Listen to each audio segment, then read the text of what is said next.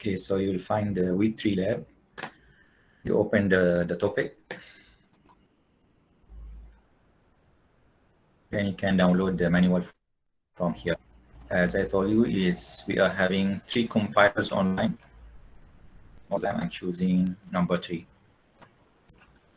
And I also, at the same time, after I finish my class, if you are not clear about what I said, or like, let's say 50% you understand what I'm saying, I already prepared or give to you some YouTube videos, people that are talking about our lab today. To find, this is in English language. If you want to find someone explain this one in Malay language, also you can find, because what I'm going to explain to you today is just only a basic of programming. Okay, so the same meanwhile, if you are going to download just only the slides from the course content, from the UFuture, you go for the course content, you can still find the PowerPoint slides, and it's exactly what I have done, but I make it here in a form of PDF manual for you to do. So just run the Octave online. So when you are having the prompts is ready for you to start, this is what we are going to do. The first command that you need to learn is how to do a decision, or how the computer can make a decision. In programming language, to make a decision, we are having something we call it constructs. So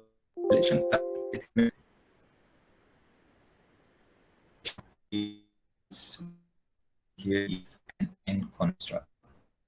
Okay, so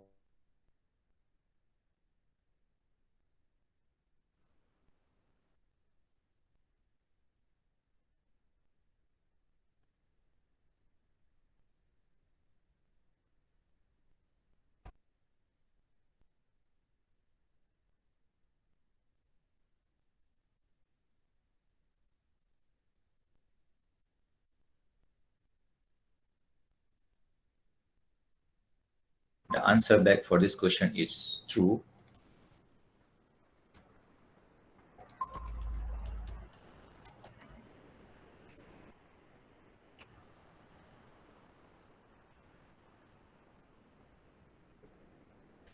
If the answer of this condition or this question is written back true,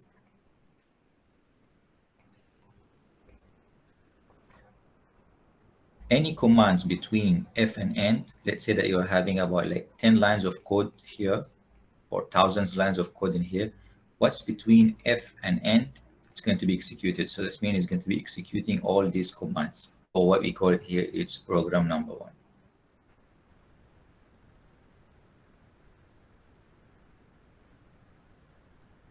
So what if the answer was written is false, MATLAB will jump to the end and nothing will be happening. You're not going to see any executions. So that's why we call this is the simple way of making a decision or selection in MATLAB. If the condition return true, you're going to execute all the commands and jump to the end. If the answer is false, so this means not true, so you will jump to the end and nothing will be happening. For example, let's take our first example for selection construct. We are going to have a variable a, and we are going to assign the value of 10 to that variable. So a is equal to 10. So now I have a value of a is equal to 10. How I can make a selection construct? I'm going to ask a question. If a not equal, by the way, if you are writing in MATLAB this sign and equal, that means this is not equal. So you need to write it into this form, not equal.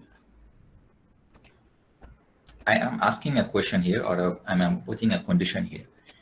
If a it's not equal to 0, what you are going to do, you are going to display a message that a is not equal to 0. and you are going to end. So in our case in here, actually A is equal to 10.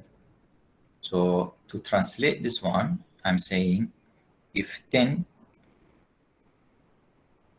not equal to 0, so the answer here is true. So what's going to be happen? MATLAB will go for this command, which is going to display a message on the command window. It says that A is not equal to 0, and we'll jump to the end. So let's try this example. We go for the Octave Online and see how it works.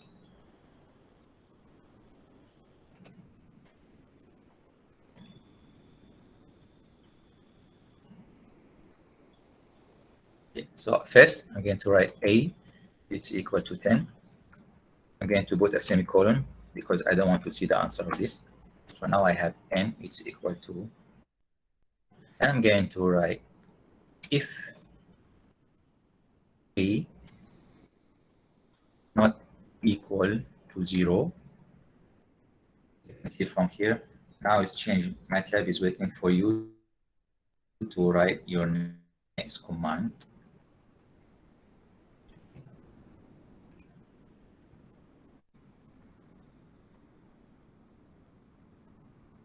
So I'm going to display a message.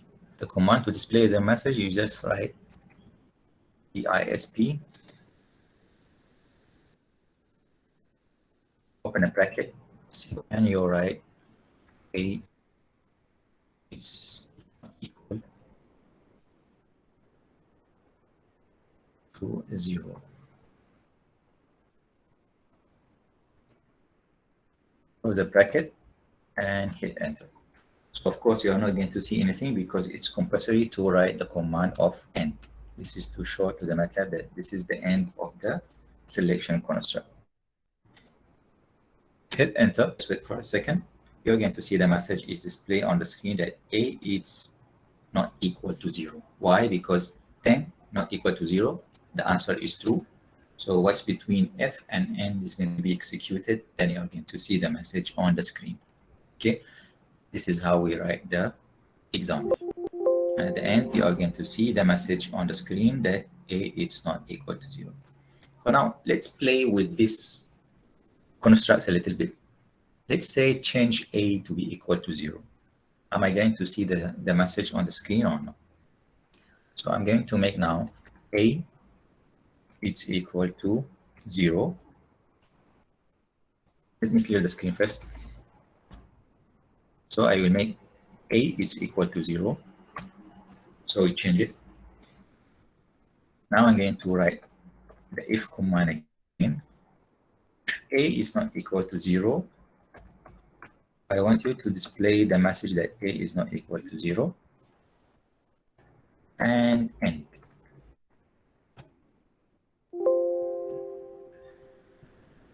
See, is there any changes or is there any something happen here? Why? Because on the screen in here, A is equal to 0. So now my question here is, if 0 not equal to 0, the answer is false. So nothing will be happen. MATLAB will jump to the of end and nothing will be happen. So you're not going to see a message on the screen. Okay. This is the simple way of making a selection constructs in MATLAB. If you have any questions, please do ask. If not, I will give you about like 1 or 2 minutes just only to try this example on your MATLAB software if you have it installed, or you can try it online using any compiler. Any question?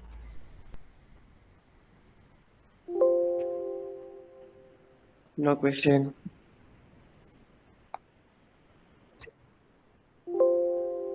Yes? Okay, so try the example. Try to write the same example here. See how is the answer is coming out. If you want to change the value of A to any numbers also, it's back to you. Try it. I give you about like 2 minutes to try it.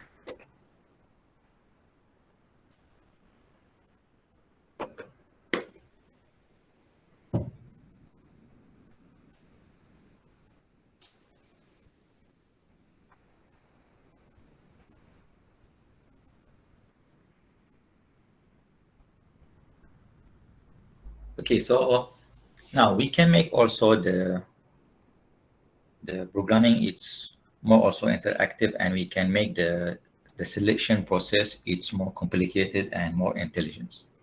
How we can do this one? By using this type of selections. We call it if, else, and.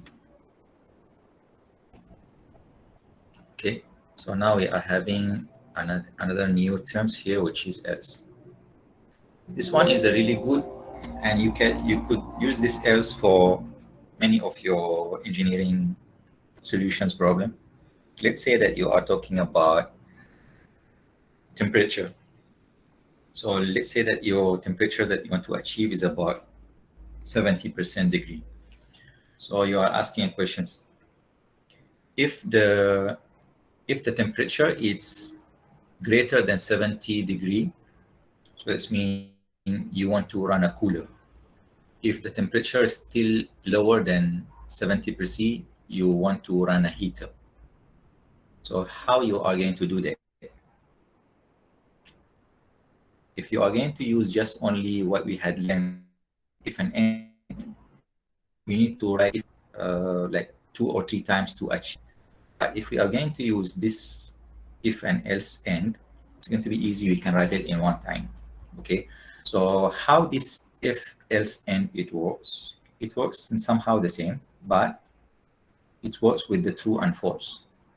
So if the condition here, it's return the value true, if the answer of the question here is written true, what's between if and else, it's going to be executed. So this is when the answer is true. So if the answers came up as false, what's between else and end, it's going to be executed. Okay, so this is the way of if, else, and end it works. If the answer is true, what's between if and else is going to be executed. That means program number 1 is going to be executed. If the answer here is returned, the answer is false, what's between else and end, it's going to be executed. Okay, so let's take our same example here. And we are talking about the value of a is equal to 10 and see how it works. So when I'm saying here a is equal to 10, so the question here or the condition, if 10 it's greater than 0, the answer here is equal to true. The answer here is true. So if 10 greater than 0, true, what's between if and else is going to be executed. So that's mean you are going to see the message of a is a positive on the screen and jump to the end and nothing will happen. If a, we change the value to any number like negative value, so the answer will be equal to false, we are going to see this message on the screen. Okay, so let me try this one is online and see how it's going to be looks like to do that. Okay, let me clear the screen first. I will clear all the variables first and CLC to clear the screen. So I'll start. I write a is equal to 10 semicolon. So if a is greater than 0, so I'm going to display a message that a is positive.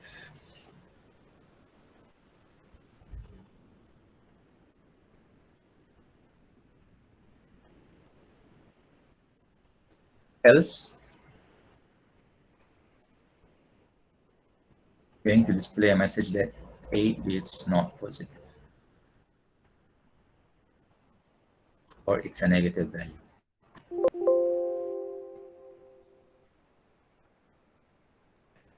And you click end. Of course, first time when you are going to click that one, you are going to see the message which is a is positive. Why? Because a actually is equal to 10. 10 it's greater than 0, true. So when the answer is true, you are going to display, you are going to execute what's between if and else. So you're going to display the message. And what's between else and end, it's not going to be executed. So you're not going to see this message on the screen. Okay, so how about if I change the value of A to be equal to -2. Which message I'm going to see here? So let me clear the screen. I'll make A is equal to -2. And I hit enter. So I'm going to repeat my command back again. If A is greater than 0,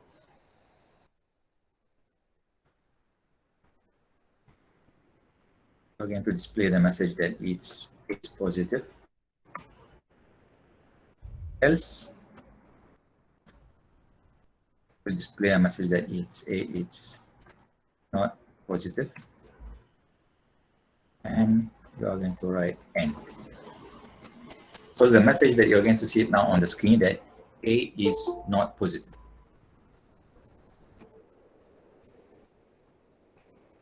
Okay, why? Because the answer for the condition here, if -2 is greater than 0, the answer is false. So if the answer is false, what's between else and end is going to be executed. So what's between else and end here is A, it's not positive. That's why you are seeing this message here on the screen. Okay, so this is how if and it works for a construct. Okay, before I move to the how to do the loops in MATLAB, and before we do this one, I have this example here. I have two variables, P1 and P2. Both of them, they are holding the value of pi. So now here is asking a questions. If P1, the two signs of equal here, that's mean are they equal to each other or no? So the question here is P1 is equal to P2, yes or no? So what's the type of the message I'm going to see the screen? I'm going to see P1 are equal or P1 and P2 are not equal. Which one I'm going to see?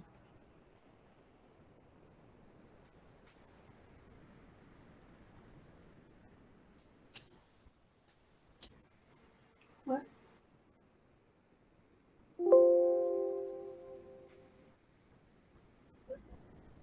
What is it? I cannot hear you.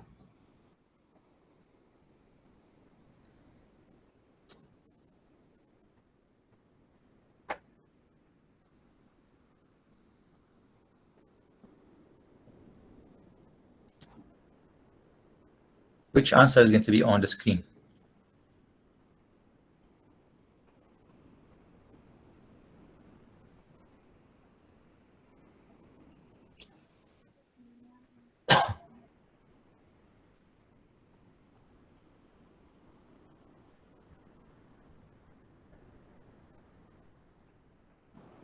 Not equal.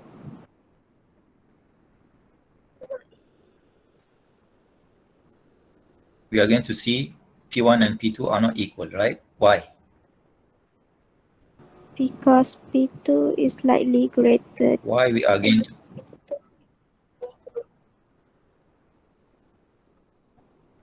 Because what? Because P2 is slightly greater than P1. Okay, perfect. Even though this P1 and P2, they are holding the pi value, but because the number of the significant figures, so they are not equal to each other. So MATLAB or any softwares, they are not going to understand this is the pi value. They are just only looking at the numbers. So we consider here it's P2, it's greater than P1. They are not equal. So the answer coming from this part here is equal to false. So if the answer is false, what's between else and n is going to be executed. So you're going to see that P1 and P2 are not equal. Okay, so let's try to do this. Let's try to this exercise and see how it's going to be looks like on the Octet.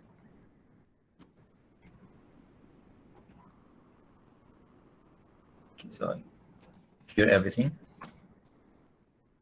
and clear the screen. So first I'm going to put the value of P1 is equal to 3.4.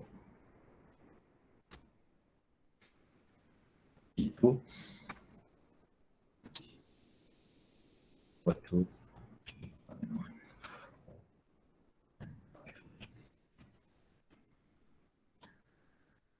so if P1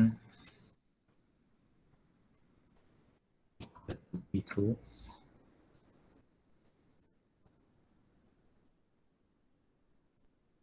we're going to display a message.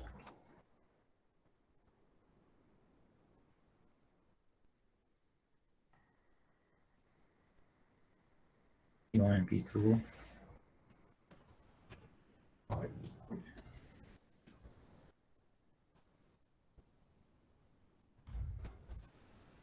Else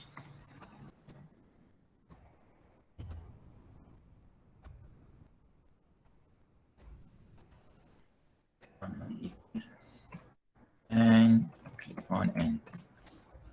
So see it from here. After I type the command end, I will see the message is coming out. It's P1 and P2 are not equal.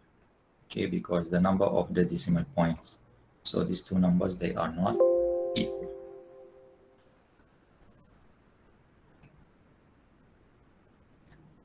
Okay, so let's move to another commands in MATLAB. This command, we call it's the loop commands. Loops commands, will be helpful for us, especially when we are using the numerical methods, because it will help us to do the iterations.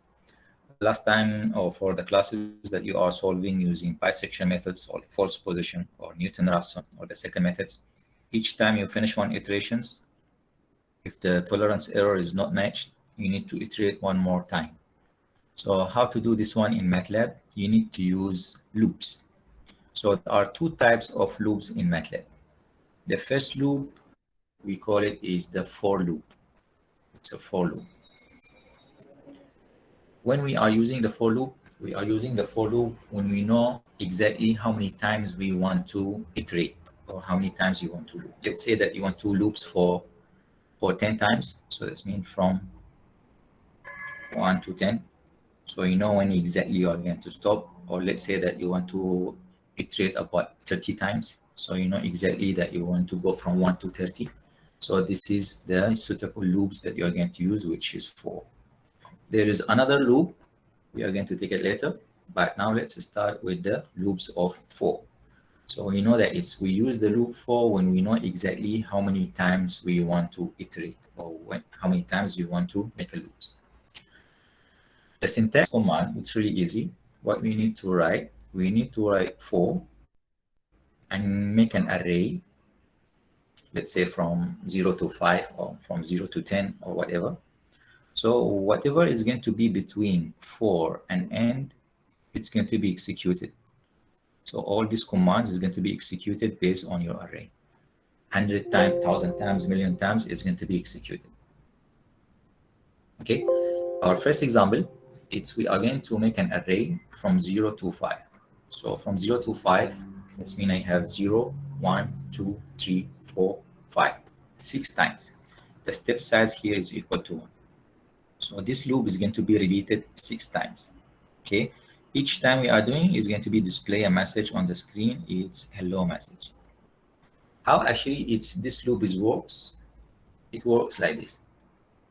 Okay, first time when the MATLAB is going to come to this line 4, you will know that you want to make a loop. So he will create a matrix or array of name it's D. The D matrix is from 0 to 5. So the first value of D now is equal to 0. D now it's equal to 0. So when D is equal to 0, so that means now it's still between the range of 0 and 5. So it will come to this command, will display the message on the screen, and end here, and you will jump to the end, and end here will send you back to 4 with the increment of 1. So now D is equal to 1. It's not equal to 0. So 1 is still between the range of this array. So it will display the message of hello on the screen. So again, we'll send you to the end and will send you back to the 4 with the increment of 1. So now D is equal 2. 2 still between the range of 0 and 5. It will display the message for the third time and will send you to 4 with the increment of 1. So now it's 3. Okay, till the time of D is going to be equal to 5. So when D is equal to 5, still in the range, it will display the message. So the message is going to be displayed, and end will send you back here to the 4 with the increment of 1. So now D is equal to 6. Okay, 6 not in the range, so you're not going to display the message. You will jump to the end and continue. So how many times you're going to see this message on the screen? 6 times. Okay, let's try to do it.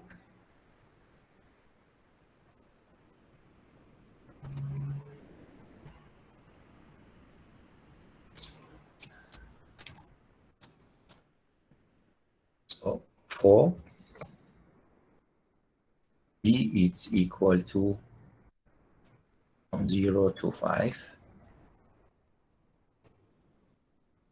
We're going to display a message.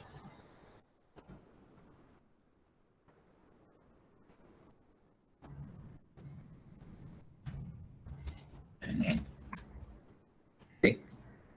And how many times? 1, 2, 3, 4, 5, 6. This is how it works. This is for the loops of. This is how to write.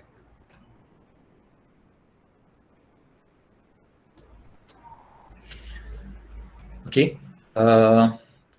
You can also put 2 loops inside each other.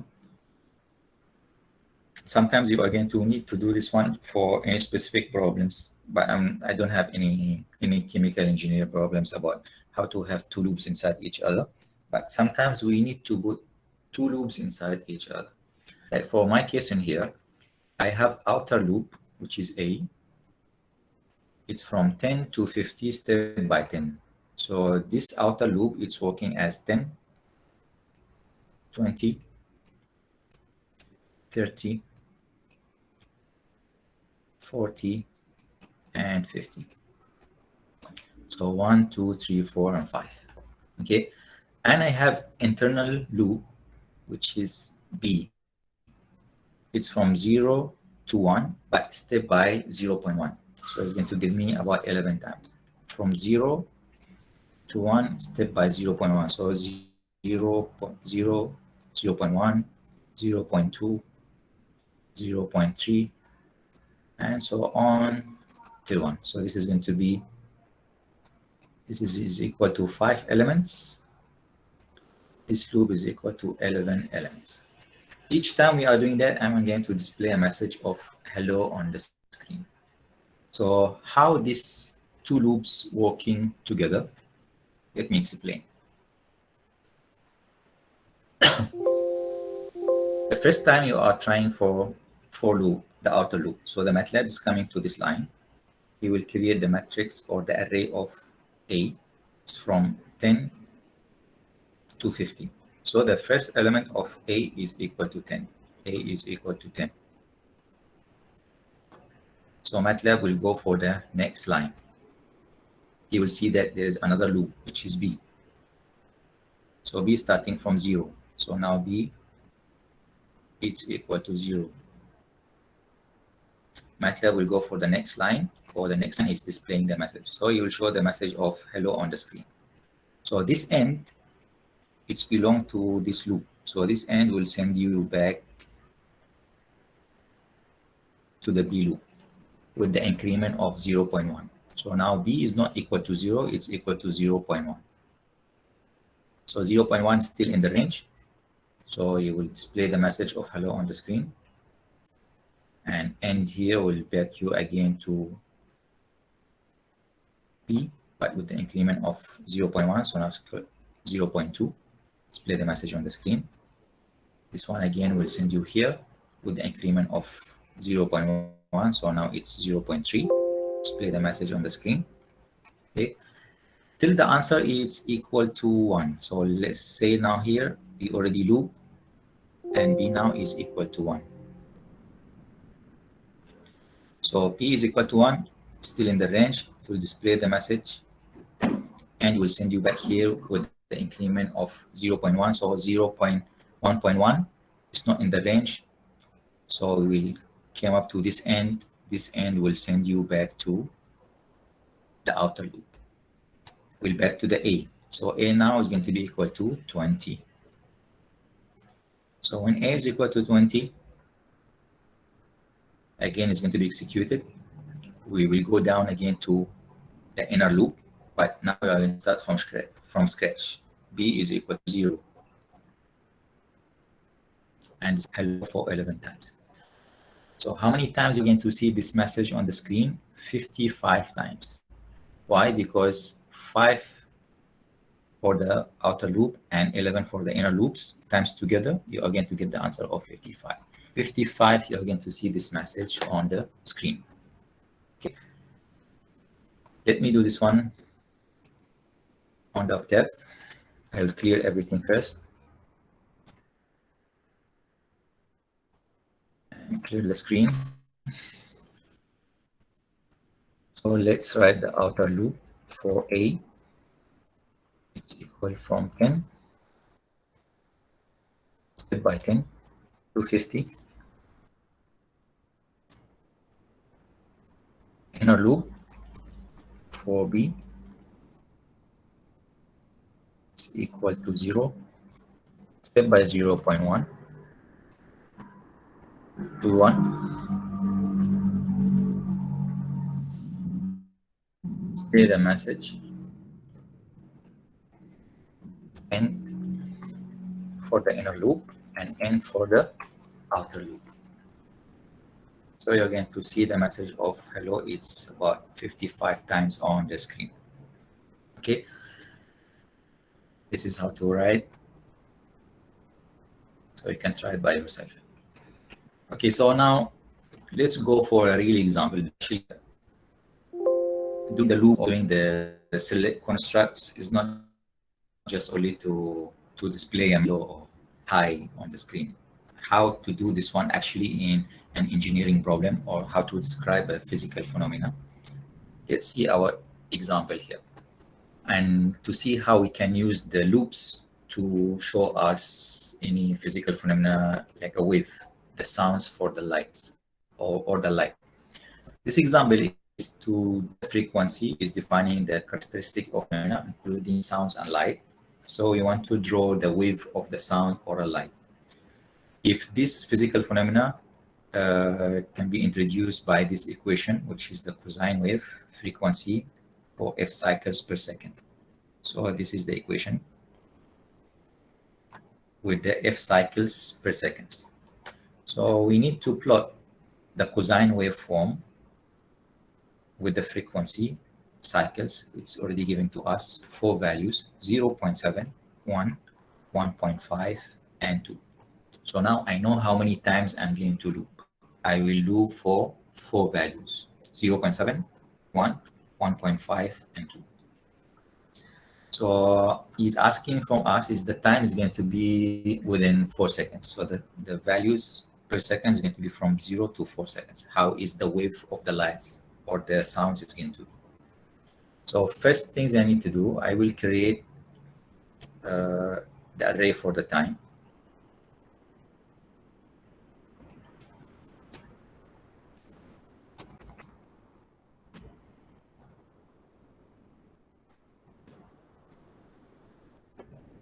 For 4 seconds. So t is equal to from 0 by 0.01 to 4.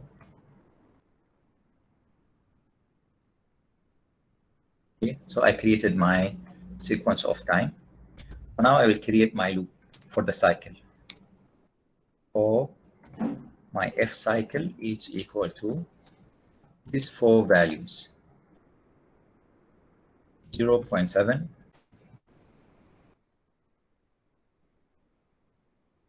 the second value is 1, the last value is equal to. So my equation is already given by cosine y is equal to cosine of 2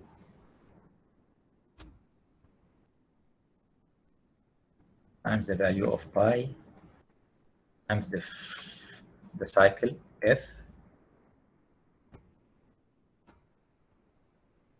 times the value of t. Okay, hit enter. What I need now to do, I want to plot those values, the time and the equation for the frequency wave.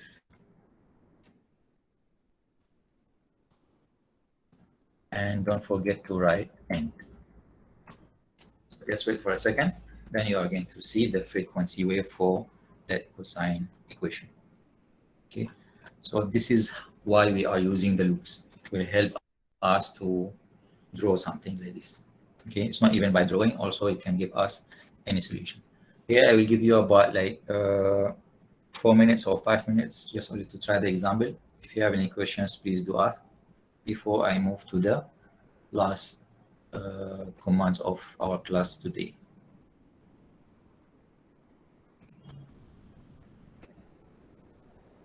If you have any questions, please do ask. If not, just try the example.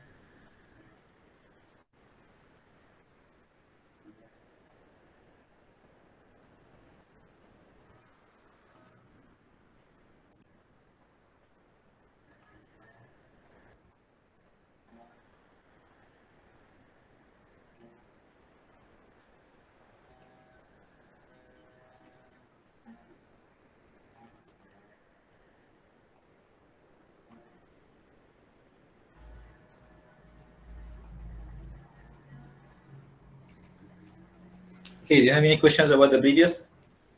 Any question? Before I move to the last point for today?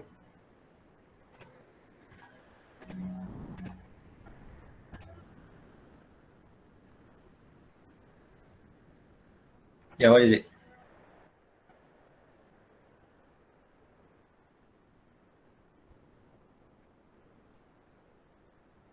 Yes.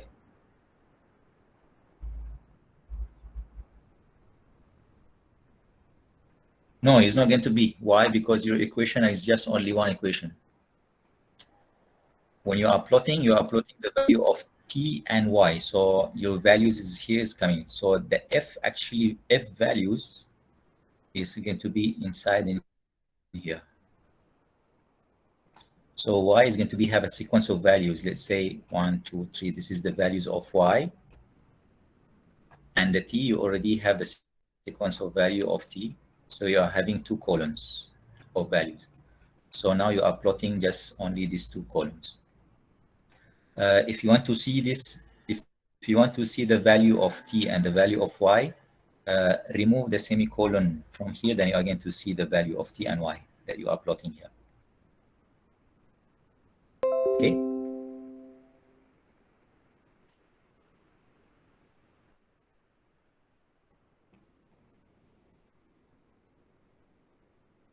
So now let's move to the last loop for today. We call it's the while loop. Okay, remember the first time I'm telling you, we are using the for loop because we know exactly when we are going to stop. So let's say from 0 to 10, or as we have the example in here, we are going to stop when the f is equal to, we are going to repeat 4 times, 0 0.7, 1, 1.5, and 2. So for loop, we are using it when the time that we exactly know when we are going to stop. While loop, it's not working the same, but actually it's a loop. That loop is based on a condition. If this condition most of the time return the value true, the loop will be continue till the condition here returning the answer is going to be equal to false. So the loop is going to be stopped. Okay, so this is the difference. For the for loop, we know exactly when we are going to stop, but for the while loops, it's based on a condition. Most of the time, this condition return the value it's true. The loops is going to be continuing till the answer coming from this condition is equal to false. The loop is going to be stopped. Like for this example, we have variable n is equal to 10. So the loop here is asking a question. If 10 it's greater than 0, so the answer is true. So if the answer is true, you are going to see the message on the screen. So that means the command is executed. So it will jump to this line of code. So now it's going to be equal to n, it's equal to n minus 1. So that means n will be equal to 10 minus 1. So now n is equal to 9. This n will send you back to the while. So now n is equal to 9. 9, it's greater than 0. Yes, true. So display the message on the screen. And again, you are going to be at this equation here, which is n is equal to 9 minus 1. So now n is equal to 8. So n send you back to the while. 8, it's greater than 0. Get the message. Come up here. So execute the equation back again here. It's n equal to 8 minus 1. So n now is equal to 7. So it's coming back here. Okay, it's going to be repeated till n is equal to 1. So now let's say is n is equal to 1. 1 is greater than 0. Yes. Display the message. So now it's coming to this equation. N is equal to 1 minus 1. So now n is equal to 0. And will send you back here. So now 0 is greater than 0. The answer, of course, is false. So it will jump to the end and end the loop. Okay, so this is how it works. Let's try this one and see how it works and how many times you are going to see the message on the screen. by using the while loop.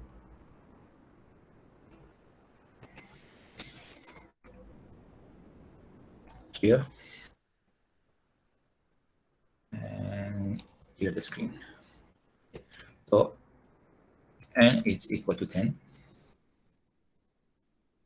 or whatever the numbers that you want to write. If you want to make it 100 also you can. So writing the loop, it's while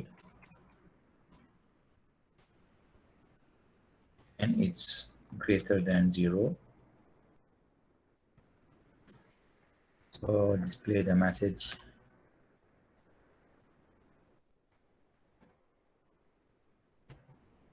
below. Don't forget to write this one. N is equal to n minus 1. If you didn't write this command, if you didn't write n is equal to n minus 1, you will run into something we call it infinite loop, because the loop all the time is going to be equal to true. Then it's greater than 0. So if you didn't write n it's equal to n minus 1, the counter is not going to be decreased. And write end. Hit enter. So you're going to see the message is displayed on the screen. Okay. So this is how the while loops works, and this is also how is the for loops works, and also how the selection constructs it works. If you have any questions, please do ask. If you don't have any questions, you can add YouTube. I already told you here that I am making here some videos. It's not me, it's just only from YouTube. There's a people, they are explaining about if else and else conditions, the for loop, and also the while loop with the examples. Even by yourself, if you want to try to find someone is using the Malay language, also you can use, because actually the concept is exactly the same. Whether you are going to use these commands in MATLAB, or you're going to use it in C or C++ or in Visual, any language, all the constructs is exactly the same. The only difference is the syntax, how to write it, but the concept is exactly the same. Any questions, please do ask. If not, this is the end of our class today. And on the chat box in here, I want you just only to put your name and your student ID. If you have any questions, please ask. If not, so I see you inshallah for the next week.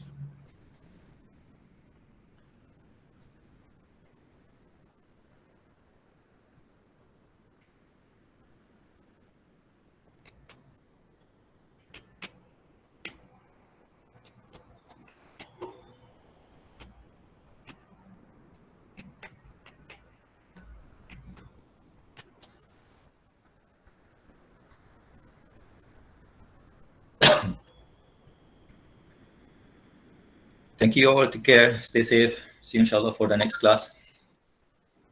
Thank you, Doctor. Thank you, Doctor. Thank you, Doctor. You're very welcome.